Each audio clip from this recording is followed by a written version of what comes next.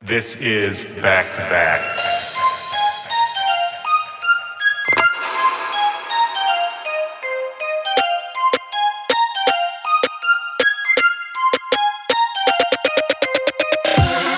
Hey, what's up, Back to Backers? This is Willie Joy. Welcome to the show. This is Back to Back. This is my podcast. I'm happy to have you guys here. How's everybody feeling? How we doing this week? I hope you guys had a good weekend. On the show today, we've got Jackal. Great producer, great DJ, just great human. He's got a really interesting story, really unique background. He just put out his Endorphins EP. Really, really awesome EP. If you haven't heard it yet, you need to go check it out after you listen to this podcast. I think you guys are really going to enjoy the conversation we had. I had a great weekend before we get into that. I just got back from Atlanta, flew in this morning. I was out there for the Grid Life Festival. And man, what an incredible weekend. What a great event. If you're not familiar, Grid Life is an event that happens in the Midwest, out in Michigan, and also down in Atlanta. And it's a combination music festival and car show. I shouldn't even say car show, racing expo.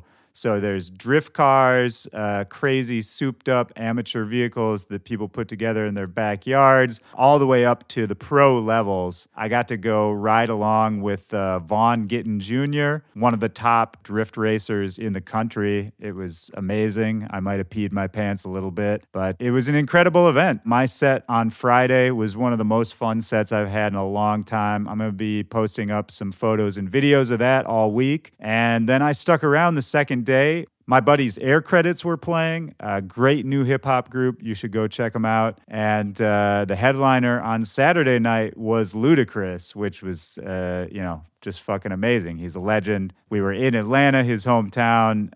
The vibe was just nuts. I haven't seen a crowd that hyped up in a really long time. So shout out to Grid Life for having me. If you guys haven't been, and especially if you like cars even a little bit, I don't even know shit about cars, but just going there, honestly, you feel that vibe. It's the same way that, somebody who doesn't know about dance music could go to a festival and really just catch that fever.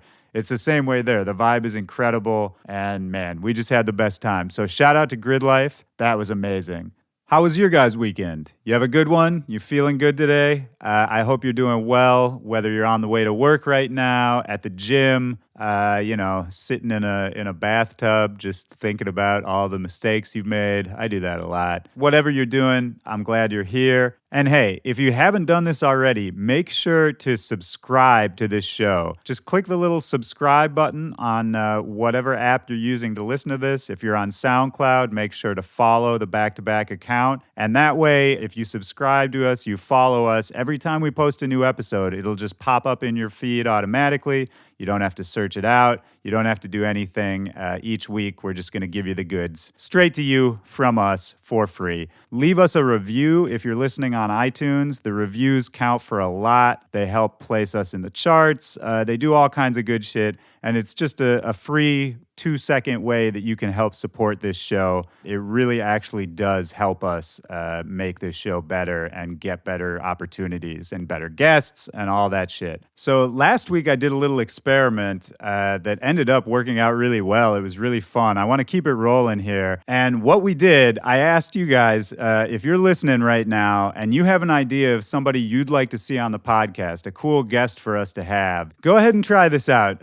It was really fun last week. Send them a tweet and include me on the tweet. So send it to both of us and tell them that they should be a guest on the Back to Back podcast. Last week was the first week we tried this. A bunch of people sent out tweets and I got some responses from it. And I want to keep this going because I want you guys to be a part of this show. I want this to be something we can all share and enjoy and have together. So send a message, send a tweet to the artist you want to see on Back to Back. Include me, tag me on it at Willie Joy, and tell them they should be a guest on the Back to Back podcast. And who knows, the person you tweet at, you might just hear on the show in the future. So fire off those tweets. I'm looking forward to seeing who you want on the show. Let's have some fun. All right, so for this week's conversation with Jackal, we recorded it out in Japan. There's been a few episodes now that we recorded out there just because there were a shitload of DJs out there all at the same time, and we squatted up and had a blast just running around Tokyo together. And towards the end of our trip, Mikey and I got together to have this conversation for you guys, and it's one of my favorites that we've done in a while, just because he's such an interesting dude. His story is so unique and really different from almost anyone else I've talked to on this show. His outlook on the way he makes music, why he makes music, his goals, and the way he looks at the industry. It's all just a little different from most people you talk to. And I mean that in the best way. It's the same way as his music. If you listen to anything he's put out, it's different. It's really identifiable as him. It doesn't sound like anybody else. Jackal's music just sounds like Jackal. And that comes through in this conversation. He's a one-of-a-kind guy. Recently, he put out his Endorphins EP, and right now he's on tour supporting that EP. Next weekend, he's going to be in Philadelphia and Washington, D.C., and then later in September, he's heading off to Australia and New Zealand pretty much until the end of the month. So if you're down under and you're listening to this, you need to watch out for Jackal. And I'm going to put a link to his website where you can go check out the Endorphins EP and all the tour dates. It's going to be in the description of this show. But like I said, this is one of my favorite conversations I've had on the show in a while. By the end of our chat, I was feeling a lot of feelings. It was getting pretty emotional. It was really inspiring to hear his story. And I think you guys are just going to love this. So let's get into it right now. This is me and Jackal, back to back. Let's go.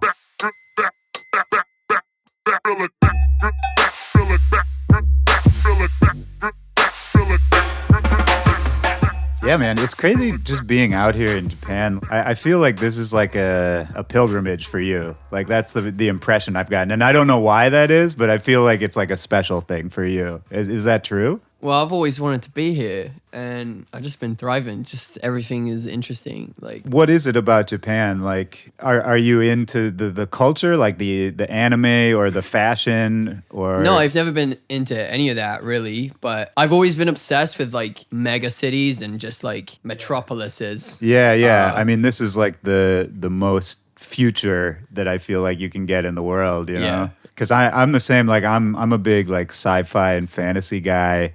And, I love reading about, futuristic cities and kind of where humanity is heading and all that. And I feel like Japan is, now that we've been here, it's like it's the only place that really matches up with all the shit I fantasize about, Yeah, it's way better than I thought it would be. I knew it was going to be amazing, but it's like outdone my expectation. I guess maybe that's a good way to talk about, where you come from, because obviously you come from the UK originally. And I feel like as an American, like, we fetishize Japan. And I don't know, is that perception the same in the UK? Like, what was, when you were growing up, kind of what did you think about Asia? I never thought I'd be here. Yeah. I thought it like, one day, like, I'll make it to Japan. And it happened. Yeah, man. And music took me here. I still can't believe.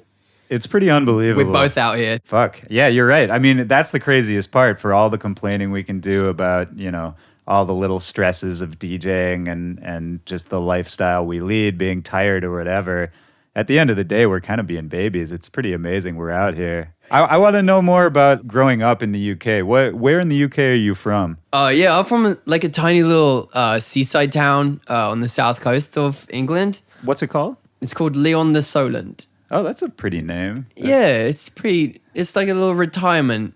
Is it like as town. Cute as that name makes it sound like? No. It's fucking boring. Like, that's the thing with a lot of those little British towns. They're just so boring. There's nothing to do apart from get drunk on the beach or like, for me, make music in my room for years. Fair enough. I mean, what was it like as a little kid? I mean, was it like, how small of a town are we talking about? We're talking like 2,000 people. Oh, okay, so really small. And mostly just old people, and there was like a junior school. Oh, wow, okay. Yeah. So you had what, like maybe like 10, 20 kids your age, something like that you were hanging out with? Yeah, something like that. Wow. We all knew each other, yeah. Yeah, that can be weird, little incestuous communities. I think that's why I love the vastness of like LA and Tokyo. It's the complete opposite of where I grew up. And I've always been attracted towards. Yeah, that makes total sense. I feel like, when we're kids, we always kind of crave what we don't have. Even if we have a good life and we're happy, it's like Absolutely. the second you get out of it or get the opportunity to get out of it, you sort of go hard the other way. I get so weirded out when people tell me they like where they grew up. I think that's like abnormal. Really? Like, Yeah. what, you like where you grew up? What were you doing? It doesn't make sense to me. So, I mean, what was life like? What was your sort of day-to-day growing up? Well, what did your parents do, first of all? Well, my dad was in the Navy. So when I was super young, I grew up in Gibraltar, which is a little naval area, the bottom of Spain. Yeah. And my mom's like a cleaner and stuff. It wasn't a bad upbringing. It was just super dull, Yeah. super dreary little town. Yeah. So is music, is that kind of what you use to sort of fill the void? The funny thing is, like, I've always been obsessed with America. Even when I grew up in England, people would say, "Oh, you sound American." And I'm like, Really? I just watched too much American TV and movies and Wait, what music. were you watching back then? just as a like kid? Friends. I always wanted to move to New York. Oh, yeah. That and like the old Simpsons and stuff, like Yeah. really changed my perspective on. The Simpsons is very foundational for me Yeah. too. And a lot of other people, but yeah, that's about as close to a Bible as I get. Yeah, like when I first got to America, I was like, oh my God, this is all this shit I seen in TV. There's an Arby's. And I was like, oh my God. Like there was like a joke about it in The Simpsons. I was like, oh fuck, it's real. Like, Oh, that's so crazy, yeah, man. I've been obsessed since I was a kid. Like I used to listen to like new metal and stuff when I was like 10. Yeah. Like my dad brought back Limp Bizkit and The Offspring on Blink-182 on Man, CD yeah. from New York. You're listing my influences right now. Yeah. Fucking Linkin Park too. Oh man, yeah. R.I.P. Rest Chester. in peace, man. Yeah, that's Genuinely sad. For anyone listening, we just found out that Chester from Linkin Park died. Today or Yesterday. Yeah, yesterday. And so yeah, that's been on my mind a lot. And when you guys hear this, it'll be a little later, and the moment may have passed. But right now, I mean, what a foundational artist for.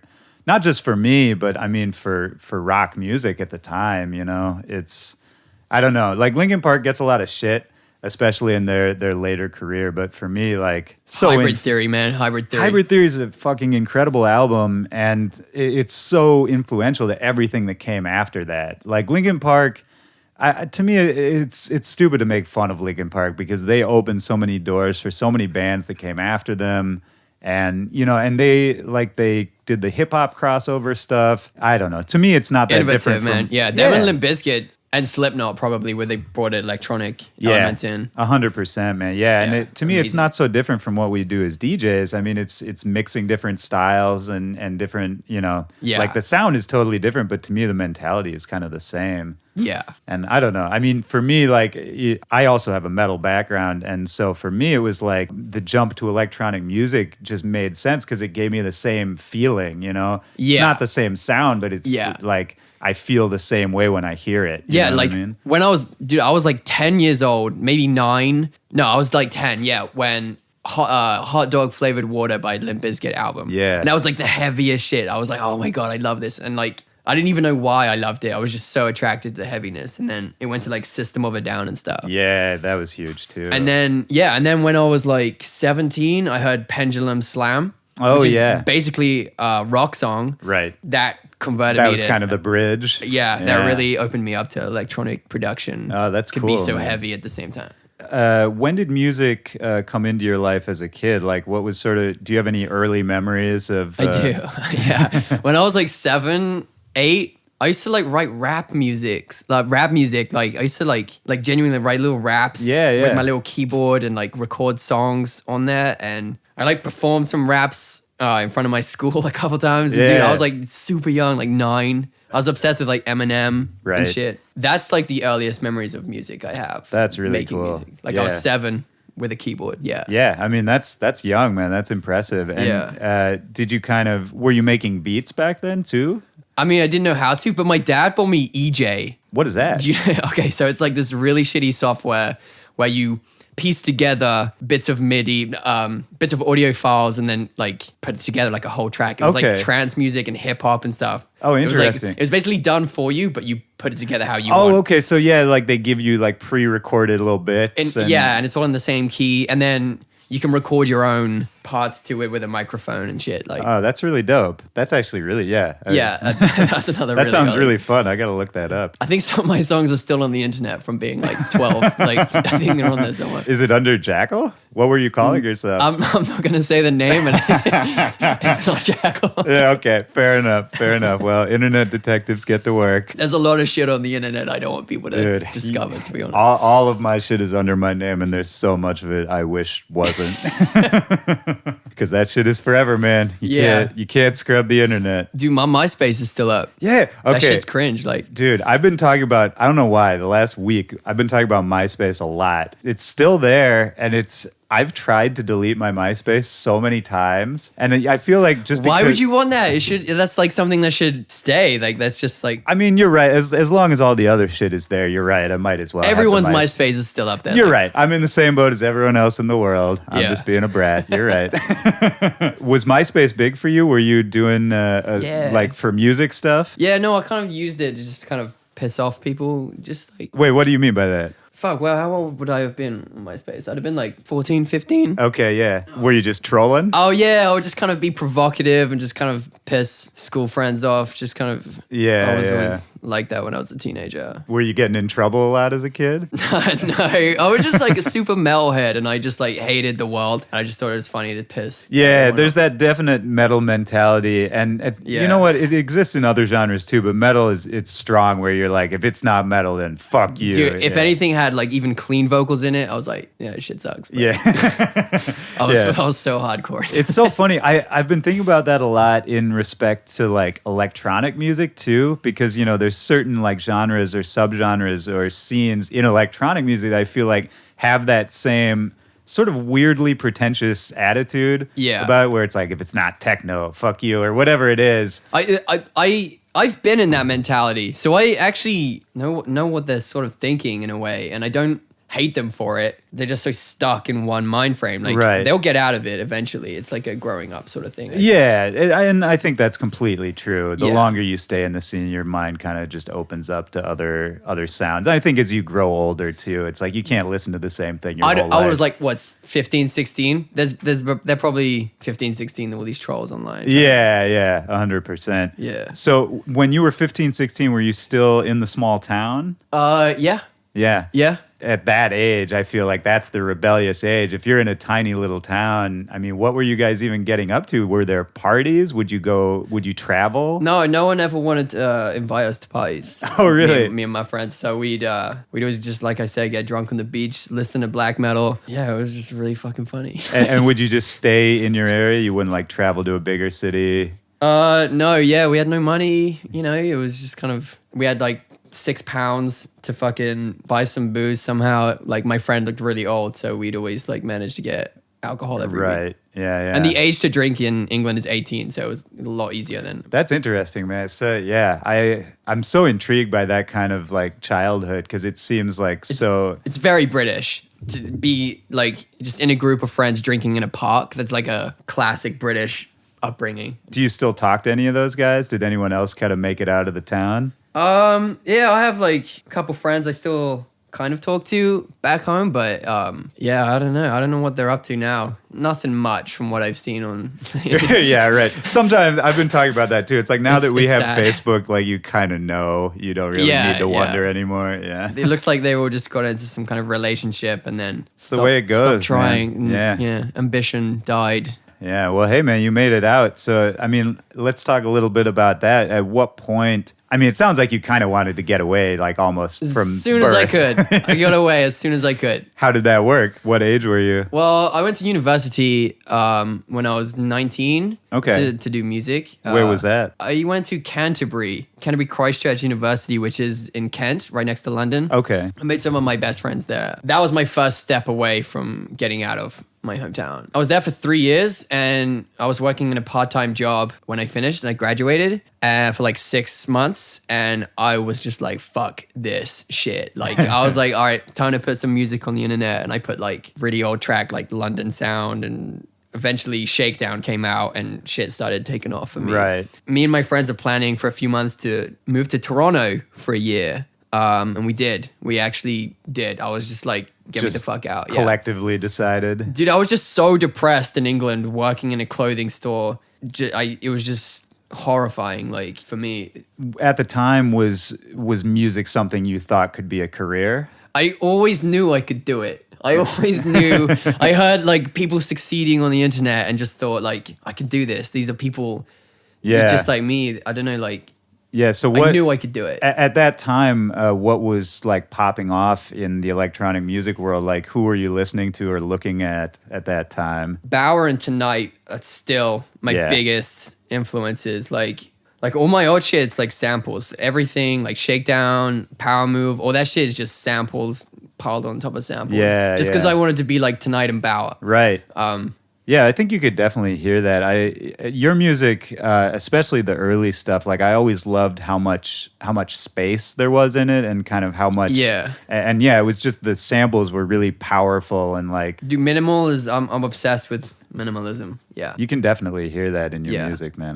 Yeah. Do you follow? Are you like an art guy? You know, because the minimalist art movement I think is really interesting too. I don't know if you. Absolutely, yeah. I've been to all the art galleries in LA and shit, and I take influence from a lot of stuff I see and trying to incorporate that in some of my art and the way it's projected, the way it's kind of the way you want people to perceive it. Yeah. Or like the effect you want it to have on people. Yeah, the effect. Yeah. It's just like my Endorphins artwork. It's a little cold. Yeah, no, but I like that because it's kind of like it's the same as your music. It's what we're talking about. It's that, exactly. It's that minimalist aesthetic. Yeah. It's just a few elements that are really strong, presented in an awesome way. Absolutely. Bold colors, bold design. Yeah, that's my shit. Do you think about your aesthetic? Do you think about like how it evolves over time? Because I've never been very good at that. I've sort of, on each project, I'll sort of have an idea, but it's never cohesive like over the years for me. And that's definitely something I'm trying to work on right now. Dude, your logo is sick as fuck. Oh, thank you. The kind of Yeezus style. Yeah. Well, it's funny because ours are somewhat similar. And like totally. that, And when I worked with a designer, shout out to Chadwick. He's so good. Yeah, he's great. He's doing stuff for like A$AP Rocky now and a bunch of other people. Yeah. But I worked with him to design that. And when he sent that over to me, that was like my only comment was like, this is amazing, but it also looks like what Jackal's doing right now. Well, I was obsessed with Yeezus. So. Yeah. Me too. Yeah, no, that actually is a good point because like Yeezus as a brand, as a whole, is its own thing. I love that it's its own aesthetic. It was so bold and ahead of its time, took influence from things you wouldn't expect from a hip-hop artist at that time. Yeah, 100%. And I think it's cool, too, that Kanye can kind of just have that. It's like a visual artist. Like, that was his, like, Yeezus period. You know what I mean? It's still being ripped off to this day. Oh, 100%. But, he's already moved on to sort of whatever else he wants to do, which I think is so dope, where he can kind of just go through this period, take people on this journey, and then be like, nope, that's done now. Now I'm doing this, And that's, I think... Genius. Yeah, it's genius. It's really hard to do, too, to kind of just, to know when something's finished and to move on. That's what I try to do on my EP. Like, in a way, it was kind of like 808s and Heartbreaks by Kanye. It was like, once again, minimal artwork. The whole album made sense on its own. All the tracks collectively was its own style and sound. Right. That's what I try to do on Endorphins. All those tracks make sense together for me. There's a story from front to back, and the artwork makes sense just for that EP. Yeah, man. Like that whole thing as a brand is what I really wanted to do for myself. I like that because, I think it works cohesively. I think it's a really awesome body of work. And right before you got here, I was listening to it again, and it's like those tracks, man, the sounds, because it's still your same, like these strong, interesting sounds that I haven't heard before, but kind of presented in a more like lush and reflective way. Yeah. Like to me, it was a really cool progression, but I like what you're saying that, Well, that was that EP. Right. I wouldn't really do that sound again. Exactly. Sort of yeah. And that's what I really like hearing. And like, I feel like that's changing my brain a little bit as we speak right now, because it's like, you can just do that. And you make that statement, and it was an idea you had, and you presented it and packaged it. And now, you can move on. What's next? Yeah. Yeah. That's for real. I really like that, man. That's a cool way to think about it. I'm curious about growing up with BBC Radio 1 and like the music culture in the UK. Yeah. Because as a kid and as an adult, I've always been really jealous of like it seems like the music culture in the UK is so forward thinking, and to have underground music and new music and shit, independent music on the radio and just kind of in the clubs, you know, like the popular club music being underground dance music. And, you know, when I was a kid, that was impossible to find. Like I had to go so far out of my way. Well, that shit's mostly in London. Is that right? Which is, I really didn't spend much time in London when I lived in England. So was it in the more rural areas? It's kind of more mainstream? Well, yeah, you have the radio, like BBC is all over, it's nationwide, but the real scene is like in London and probably Manchester and shit. BBC One was a massive thing out there. Like when I first found out Toddler T played my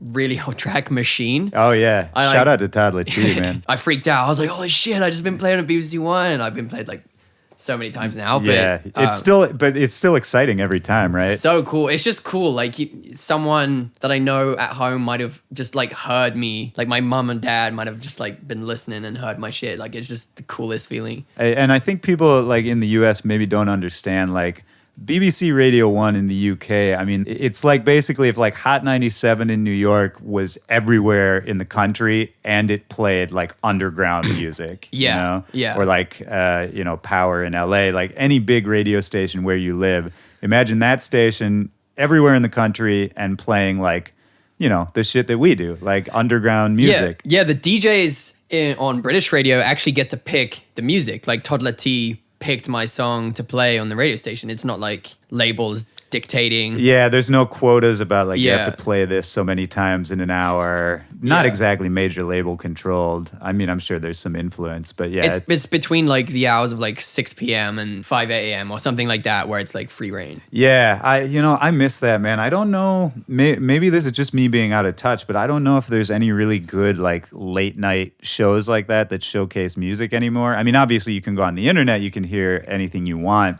but I remember when I was a kid, we had, MTV and we had BET, and late at night they would play. It was kind of the same idea. Like they would play these video shows where they would just play the weirdest shit that you would never hear, and the curators of those shows could kind of pick what they wanted. And that was the only time, you'd have to stay up past midnight, and then you get to see, like whatever weird 9 Inch Nails video. We had something called MTV2 in Britain. I don't know if that was a thing out here. It exists now. I don't know if it existed back in the day. But I would always put it on because I'd be like, oh shit, there are all these crazy American bands. I'd see like Mudvayne and Linkin Park on there. Yeah. And I'd be like, oh, this is the weirdest, coolest shit I ever seen. That was a big influence for me, for sure. And then, all those stations get cleaned up. I mean, it just doesn't, MTV, BET, any of that, like VH1, it's all very, very sanitized now. And obviously everyone knows it's way less about the music on those channels now anyway. But it's kind of sad, man. I don't know. I mean, I guess like SoundCloud is there to fill the void, but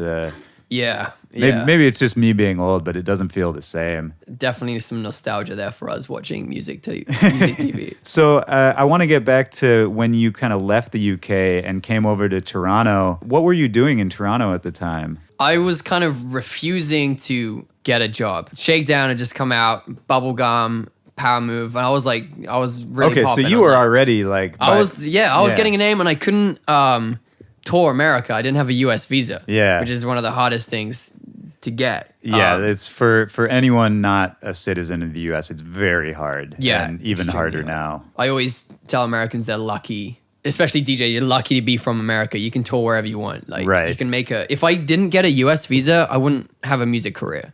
Right. Yeah. Seriously, I wouldn't have any money. It's insane to think about, but yeah, it's that simple thing that really, if you can't come to the US and make money here, you're fucked. Yeah. Basically, yeah, for what we do. And there's a lot of people in that situation, man. I mean, people from, people from Middle Eastern countries, even like a lot of first world countries, it's hard to get in. It's hard to get that visa. Not to mention, it's very expensive. Yep, cost me thousands of dollars and a lot of time. Yeah, it's what I mean. But it's worth it. Like, yeah, of course, you make it back. But still, I mean, just to think about, a young kid just starting out, maybe even like you, to make that investment early on. Yeah, I don't know. It's sort of a crazy leap because you can pay, $5,000. It was so scary. I remember getting my first US visa. I had no idea if I was going to get it, right? And I'd already spent $3-4 grand applying for it, which I didn't have. Like, right. I had no money. I couldn't tour America to get the money to pay for the visa. Right.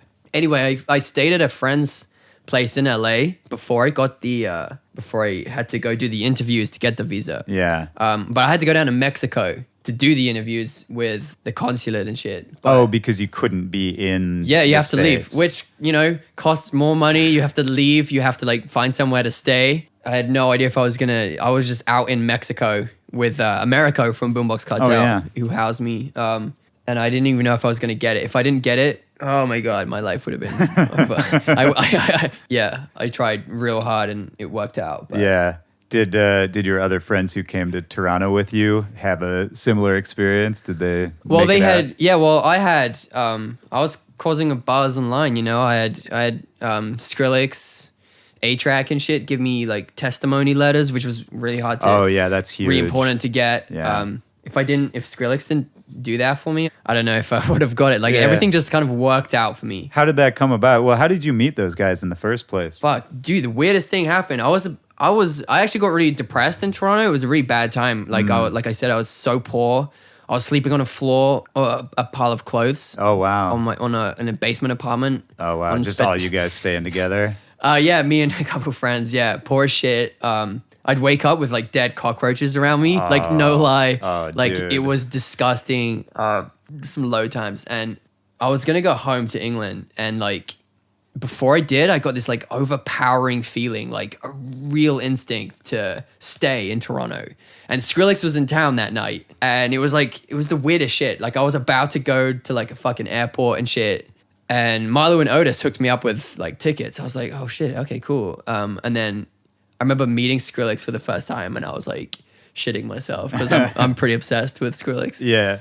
Was he already aware of your tunes at that point? Yeah. So Milo introduces me to him, and he's like, "Yo, Jackal?" And he's like, "Oh yeah, man, have we met before?" And I'm like, "No." And he's like, "Oh, it's good to meet you, man. I love your shit. I play your shit all the time." And I was fucking dying inside. I was shaking. I was like, "Oh my God." And I was just telling him about my visa situation. He's like, "Yo, if you want any help, hit me up on Twitter." And I was like, oh my God.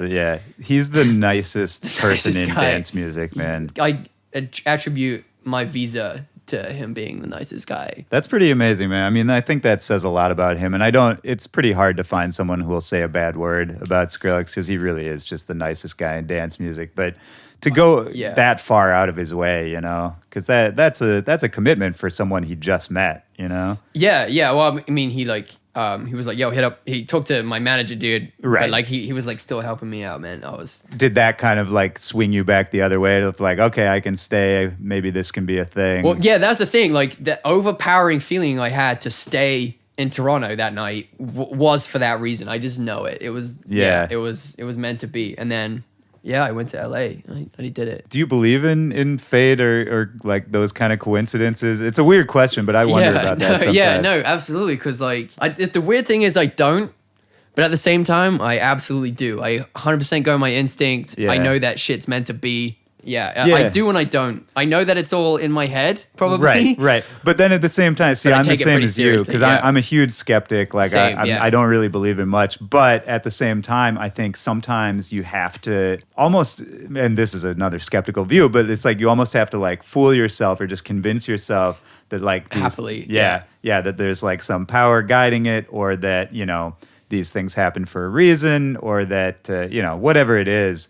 And I think that's the same in music too. You kind of have to, whether it's producing or performing, at least for me, you kind of have to convince yourself, just pump yourself up. It's the same thing that athletes do, or fighters or boxers or anything. Yeah. I think you have to a certain extent, like just really be feeling yourself to be able to like produce at a high level. Yeah, absolutely. Like I know that I'm gonna be successful with this. It's like I'm seeing the future. I already I know where I'm supposed to go. Just not all the pieces have clicked yet for me. Right.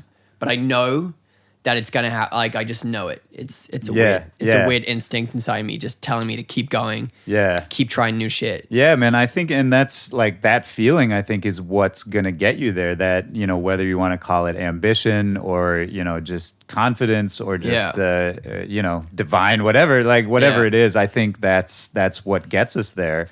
Because, I mean, if you look at the most successful people in the music industry and really anywhere, I mean, it's the ones who are convinced of that. It's the ambitious ones. What else have I got to do? I'm not, nothing else to do apart from make cool shit and go for it. I mean, once there's, it sounds like you already did away with a plan B a long time ago, right? That was my main thing. That in Toronto, like I said, like I didn't want to get a job. I preferred to be poor, getting by on tiny little shows and things I do in Canada and Australia. Right. No plan B. Fuck plan B. Never have a plan B. And it's funny because I get nervous saying that to like people listening to the show because, you know, people can get in trouble that way. But I think it's the mentality of it, really, that like you have to commit. There's no other option apart from success. Right, exactly. If you can't commit to it, then it's not going to work, you know? And especially in this industry, it's hard to make it in this industry. Yeah. It's really hard. And even for the people who are in it 100%, you hit setbacks all the time. You know, we were just talking about, you know, how we invest so much money in our own projects. And even now, you know, we're touring. I mean, we're in Japan doing shows. We're living the dream, but we're still pumping so much money and effort and time into what we do that, it can... it's easy to forget, you know? Everything I've earned has gone straight back into the project. Like, I'm not spending shit on myself. Like, sometimes I'll buy some new shoes, like... But when the old ones get real shitty, yeah. Speaking of which. Yeah, I mean, the one pair of shoes you're looking at right now, I've been wearing those for about a year. Yeah, right, okay.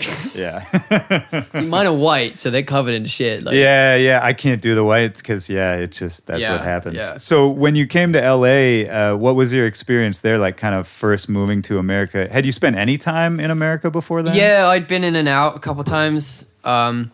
Been to Florida before, you know, I'd been to New York once or twice. I was the happiest I've ever been. I'd moved to LA. I'd never thought I'd make it. I did it. Like, I couldn't believe it. I still can't believe. I get there and I'm like, I can't believe I live here. Yeah, and it's so cool to have that kind of perspective. I think as Americans, certainly for me, I mean, I come from like a pretty middle class, middle of the road background. And living in America, it's easy to sort of just assume that it's like, oh yeah, I can go to LA, I can go to New York, you know, sort of whenever you want, you just hop on a plane or whatever it is. But so many people, the majority of the people in the world don't have that opportunity. And it definitely makes you appreciate it. I'm so fucking lucky, man. I know I'm the luckiest person. I mean, it's a combination, right? You're lucky and you're driven and you're talented, right? Yeah, but I got all the chances I did. You know, I could afford a laptop to make music on. Like, most people in the world cannot afford that. Yeah. I just feel lucky to be able to have the chance to have the ambition and drive.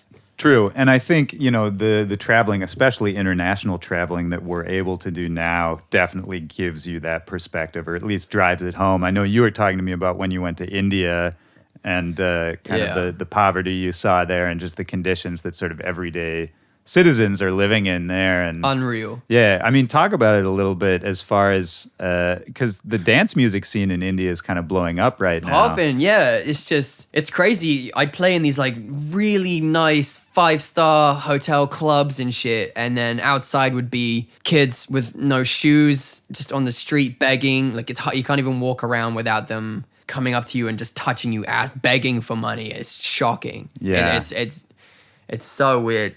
Yeah, the wealth sad. disparity there is. It's so sad. Yeah. No, it definitely makes you appreciate what we have, man. And, you know, for as hard as we've worked to get here, you think about a kid in those countries who had the same dreams that we had. I mean, the road they would have to take would be so much harder. That's the thing. Yeah, we have the opportunity to become fucking DJs. And those kids just want to eat. They don't have the opportunity to eat. Yeah, it's priorities, man. Dude, I'm privileged. Yeah. I was saying Alan earlier, like I want the success so I can make the world better in a way. Like if I did make millions of dollars, I could put that into charity or like actually do something with it. Right. Like that's another point to why I'm so driven. It's not for myself. It would really help me make the world a better place. Why not? What am I going to spend it on? Right. Well, and I like that about you because the more we hang out, I mean, you were just saying, you know, you're not shopping, you're not like buying a bunch of shit for yourself. And, you know, you're putting all what you make back into your own project. Yeah. And it's refreshing, man. Because, I mean, I think you and I both know a ton of DJs and just a ton of people who have money who kind of, I won't say waste it because, you know, people should be happy, do whatever makes you happy. But to me, if you have a shitload of money, it's like, why wouldn't you be helping in some way? Absolutely. Yeah, I mean, yeah, it's not really a question, but it's just me on a pulpit, I guess. But I don't know, in LA especially, I feel like you see just so much wealth and in what we do. I was just talking with Hoodboy yesterday about like DJ riders. Like that to me, those little things, even that is like super wasteful a lot of the time. My shit's literally just a bottle of vodka, which I hope the club just give. Like I don't want to waste anyone. Right. Yeah, because I know. I'm the same. Yeah, because I know people who had, especially the Just take bigger the names. piss, yeah. You know, I mean, either it'll be a bunch of joke items that like just get thrown Waste in the of trash. money. Give that to charity. Yeah. Like, or it's like, you know, a bunch of food that they won't eat that gets thrown away. Food I never put on there. I'm not trying to eat apples at the club. Right. Yeah. It's a weird like tightrope we walk, at least for me, where I try, you know, it's the same with even taking flights. Like, you know, it's like polluting the atmosphere. You know, everything we do has some effect, but at the same time, you know, I love music. Like I'm going to do it as a career. It's kind of just figuring out how we can do it ethically, I guess. Dude, eventually I can put some of that money into making the world a better place. Yeah. It's definitely a big goal of mine. Well, you know, that makes me think of a couple nights ago when we went up to the top of the Park Hyatt there, where they shot Lost in Translation. And right towards the end, I don't know if you remember, but we were talking about kind of the pitfalls of being like really famous. You know, if you're like a huge celebrity and people are kind of, you know, you can't go outside without people recognizing you, whatever. And, you know, I was saying that like, I don't know if I want that. I can't tell. And you were like, oh no, I want that. Yeah, sounds fucking cool. Yeah, but that's what I like, man, is like you're really shooting for the top. And I feel like it's coming from a genuine place where you're like, well, if I was at that point, think of what I could do with it. There's so much you could do with it. Yeah. Absolutely. Because it was funny because at first I thought you were joking and we were like kind of laughing and I was like, oh no, he's serious. And then later on, like I went home that night and I thought about it and I was like, actually, that's really tight. First of all, no one will voice those kinds of ambitions. You know what I mean? I think most people are like I know what you mean. either embarrassed to talk about it or like just don't want to admit that like what they really want out of life. Well, I probably just didn't get enough attention as a kid. Yeah. Is that right? I mean, that must be why I'm so obsessed with getting people to like me through music. Like, I don't know, something like that. Did you have like brothers and sisters? I did. I have a half sister, and she left when I was like 10. I feel like an only child. But still, I feel like only children almost have too much attention sometimes. Were you kind of just like off on your own a lot? I don't know. Like in school, I was just always average at everything. And it pissed me off. Yeah. I wanted to excel. Like being average at music pisses me. I want to be the fucking top best. I want to be as good as it can get. I want to be the top, man. That goes back to the Kanye stuff we were talking about too. That his mentality is it. That's my shit. Embracing the ego a little bit, or there's nothing bad about it. I think that's something I've heard him say. I'm paraphrasing now, but in interviews, he was like, "If I think I'm great, why wouldn't I say that I'm great?" Yeah. Yeah. No, my favorite quote from him is, "Fuck being humble, be great." Love it. Like, fuck being humble. Yeah, 100%, man. And be that's great. Why wouldn't you want to be great? Is that how you, when you're making music, is that kind of how you feel? Like, does that psych you up about it? No, not at all.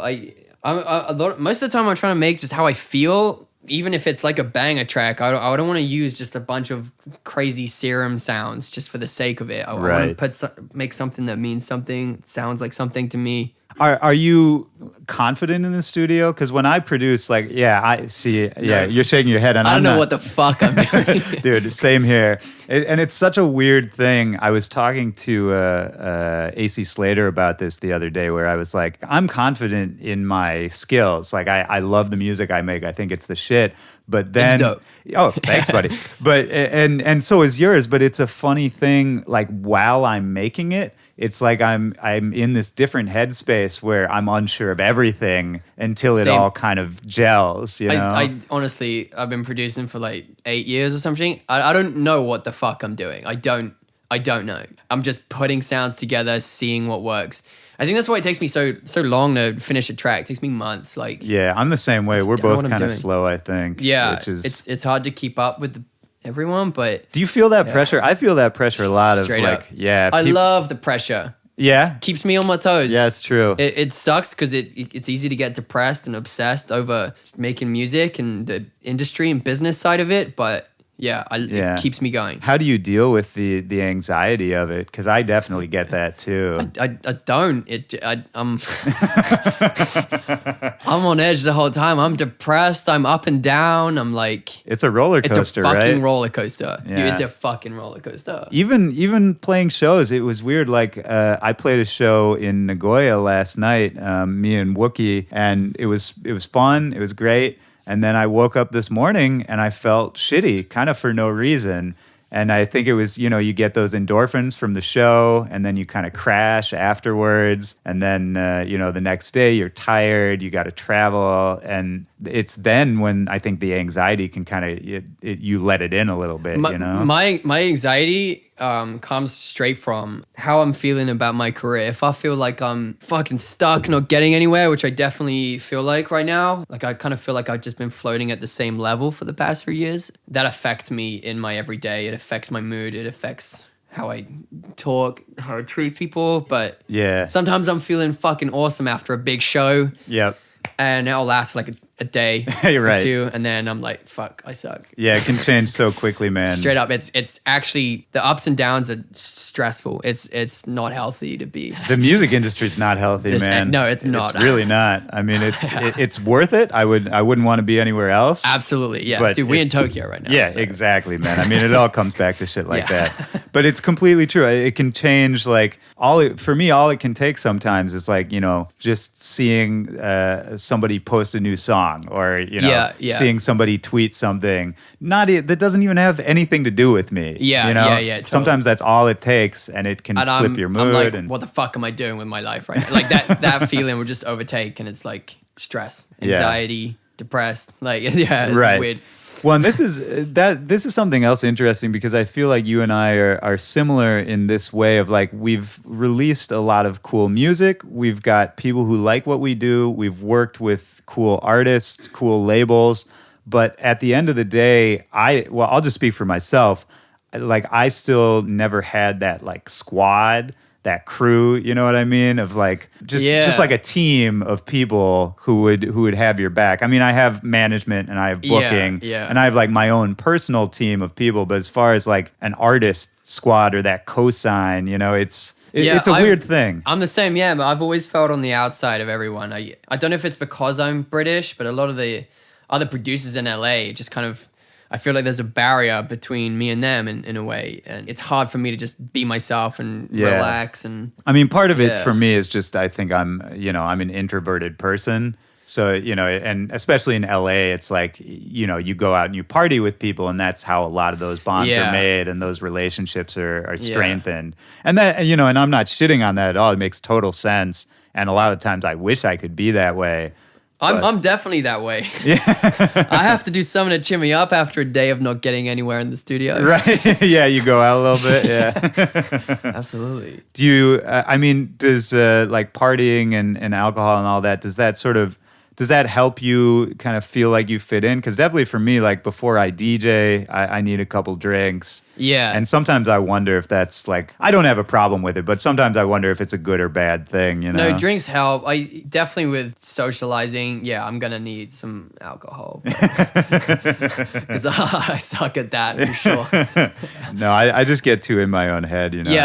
Yeah. I guess that's what, this is maybe a stupid thing for me to say because this is what everybody uses alcohol for. I don't know. Yeah, I just always feel on the outside of all the whole scene. And it's a weird thing because, you know, we're not. In reality, I mean, we have tons of friends who love what we do. We have fans who love what we do.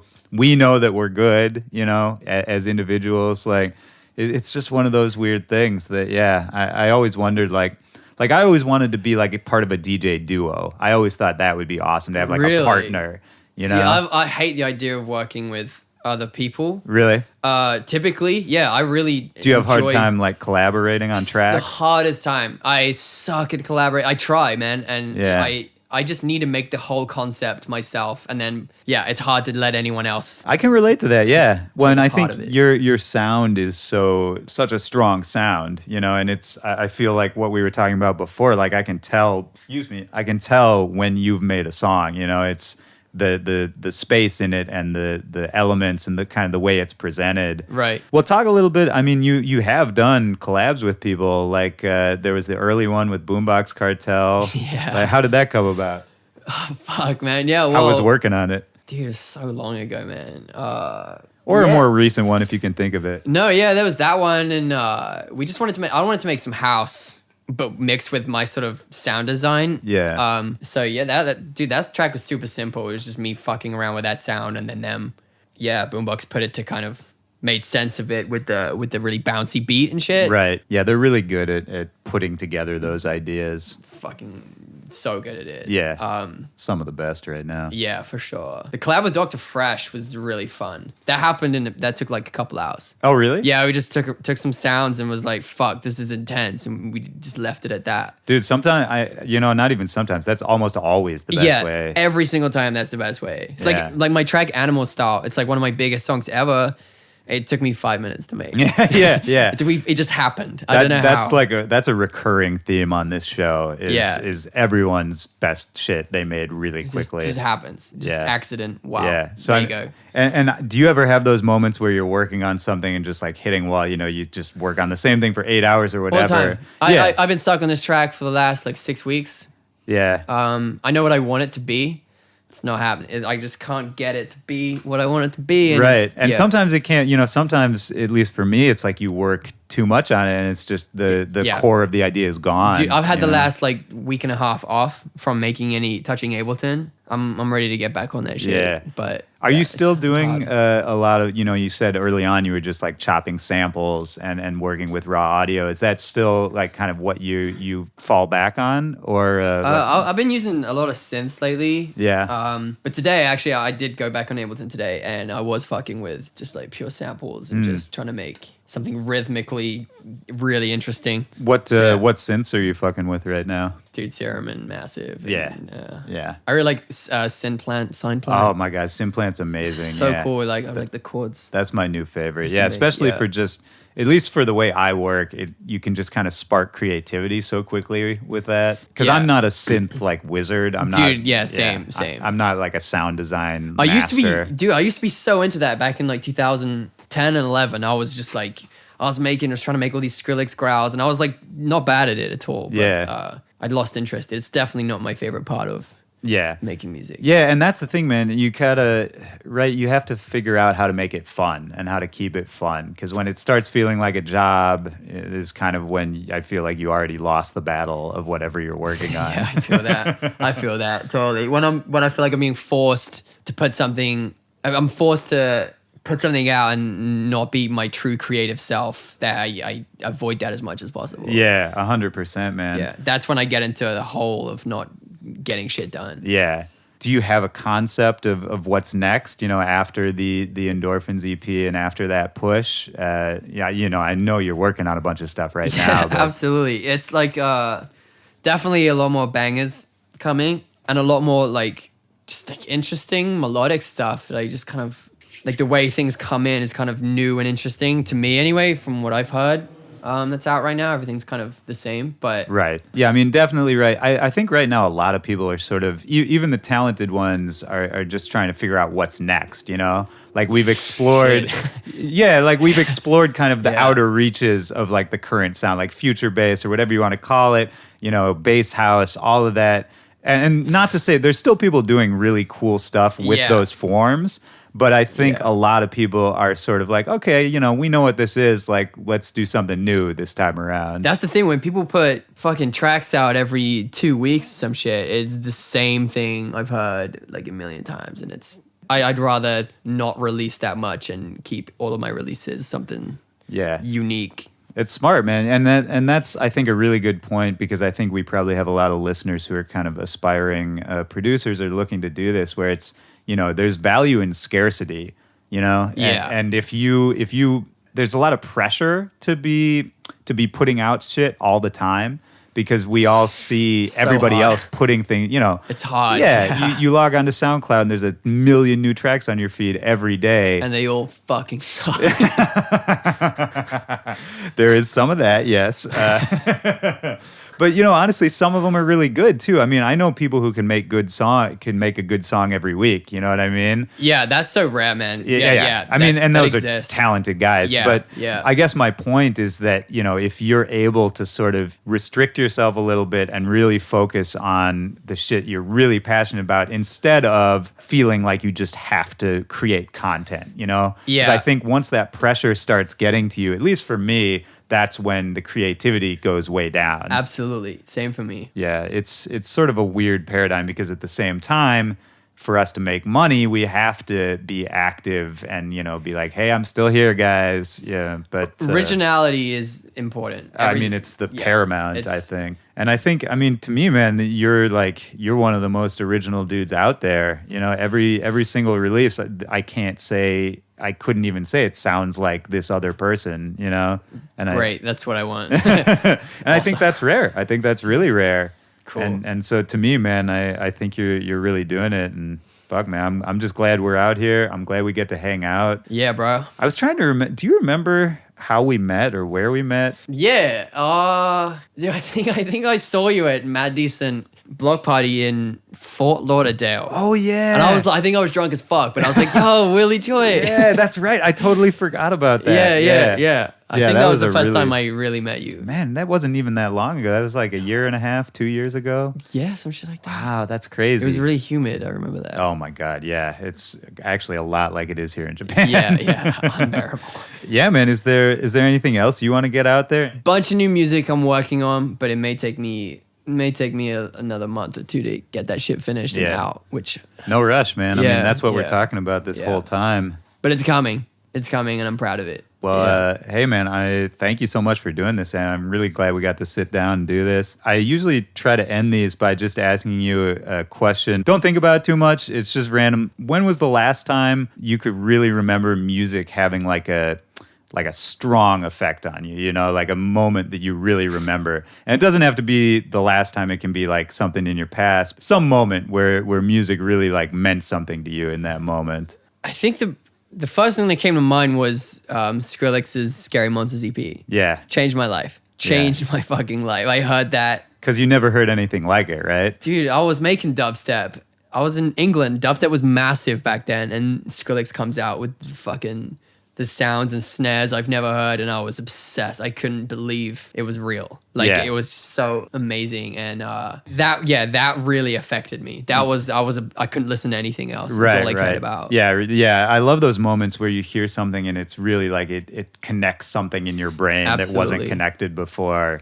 or just opens your mind up to something new. Yeah, that and Kanye. Every album. Right, every time. Yeah.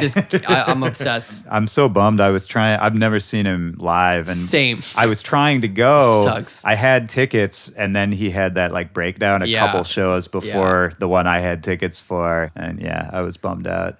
But, hopefully he's doing better now. So, dude, I can't wait. Kanye, if you're listening, I'll see you on the next tour. Yeah. And also check out my mixtape, Kanye. Yeah, he definitely isn't listening. Someone was telling me, actually, who was it? Oh, it was Benzi. I had Benzi on the show, and he was telling me that because he did a remix project for Kanye years and years and years ago. Dope. And supposedly Kanye like never listened to it, but every time they would try to get him to listen to it, Kanye was like on a plane, and apparently when he was on the plane, he would just like rewatch the same couple movies over and over, which was like Anchorman and there was another one. Yeah, he loves Will Ferrell. Yeah, which I thought that's so funny to me. It's so funny to like think about because it humanizes people. Like because to me he's such an insane artist. It's like he's almost not even a person in my mind. Yeah. And then to think about him just like watching Anchorman 20 times in a row, that just makes me happy, man. Yeah. Because I've definitely done the same thing. Yeah, fair. I think it was in like the second one or some shit, I think. Oh yeah, he appeared in it. Yeah, You're right. yeah, You're right. To be not the best cameo, to be fair, I felt like there was a little too much celebrity in that one. I don't think I saw the actual movie. You didn't miss it. If you saw the first one, that's all you needed. Right.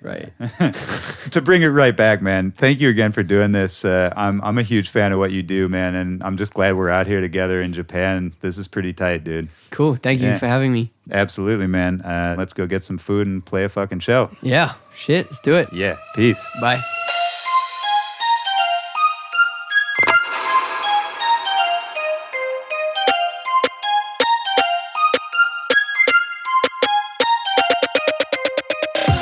All right, that's the show. I want to thank Jackal so much for sitting down recording this with me in Japan. Man, I had such a good time out there with you. I'm missing it already. I miss you, man. Hopefully we get to hang out again soon, man. And hey, thank you guys so much for listening. I hope you enjoyed this. My name is Willie Joy. You can follow me on all social media at Willie Joy. I want to hear from you. Don't forget to tweet at your favorite artist. Tell them they should be a guest on Back to Back Podcast and make sure to include me on that tweet. Just so I can put you on the record, keep you on file, make it very official. And that's it. I hope you guys have a great week. I'll talk to you next week on Back to Back. Peace.